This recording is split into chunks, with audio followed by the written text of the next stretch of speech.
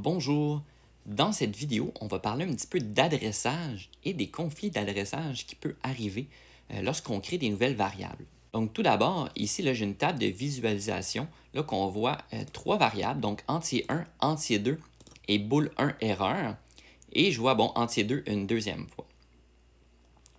Ici, on voit les plages d'adressage, donc entier 1, qui va être un entier, comme on le dit, qui va utiliser l'espace mémoire 100 et 101. Entier 2 va utiliser l'espace mémoire 102 et 103. Les entiers vont utiliser un espace mémoire qu'on va caractériser de W, donc qui est un word qui est en fait 16 bits. Donc si on le voit bien, sur entier 2, on voit que j'ai 4 plus 4 plus 4 plus 4, donc 16 bits qui constituent M102, ou en fait MW102.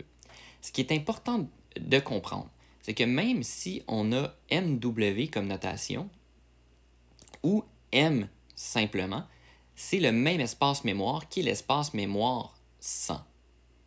On utilise le W juste pour nous indiquer que c'est un word et qui va utiliser 16 bits plutôt que par exemple le M100.0 que lui utilise un seul bit comme on le fait avec une variable booléenne. Si je change, par exemple, ma variable bool erreur et que je la mets à 0, on voit que mon chiffre décimal ici vient changer parce qu'on vient actionner le 9e bit, qui est celui-là ici.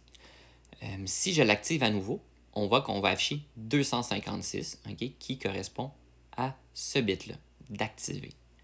Donc, on voit que même si l'adresse n'a pas nécessairement le même nom, à cause que lui, c'est MW100 et lui, c'est M100, les deux sont liés.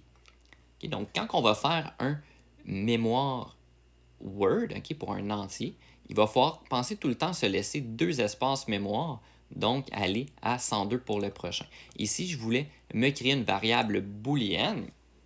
Par exemple, à la suite de ça, là, j'ai 100, 102. Le 102 utilise aussi le 103, donc je devrais aller au 104 pour faire, par exemple, %M104.0. Et on va voir que celui-là, même si je le force à 1, il n'y aura pas d'influence sur mes variables précédentes, par exemple, entier 2. Si on regarde un petit peu plus en détail maintenant, ce qui se passe avec entier 2.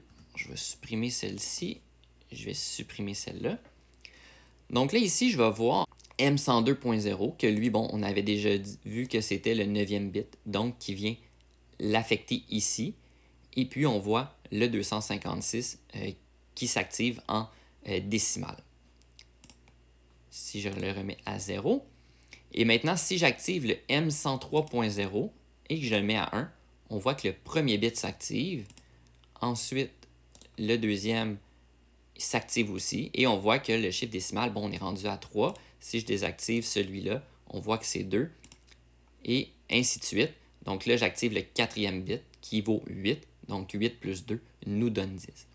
Donc là, on voit vraiment à quel point les adresses, par exemple que ce soit 102 et 103, sont intimement reliées quand on a un Word. Ça, c'est quelque chose qui est vraiment important de faire attention quand on se crée des variables mémoire, de laisser suffisamment d'espace pour que l'entier ait, par exemple, 2 fois 8 bits. Donc, un Word qui est 16 bits. Par exemple, dans ma table de variables, si je veux créer une variable à la suite d'entier 2, j'ai juste à ajouter une ligne.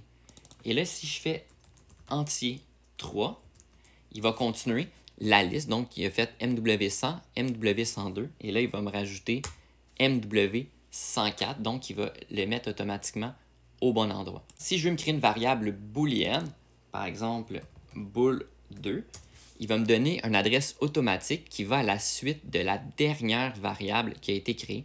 Donc là, c'était M4. Donc là, ici, on utilise deux espaces mémoire, donc le 4 et le 5 au complet. Donc, on est rendu à M6 et il va automatiquement les mettre à M6.0. Ici, je veux rajouter encore une fois une nouvelle entier ici.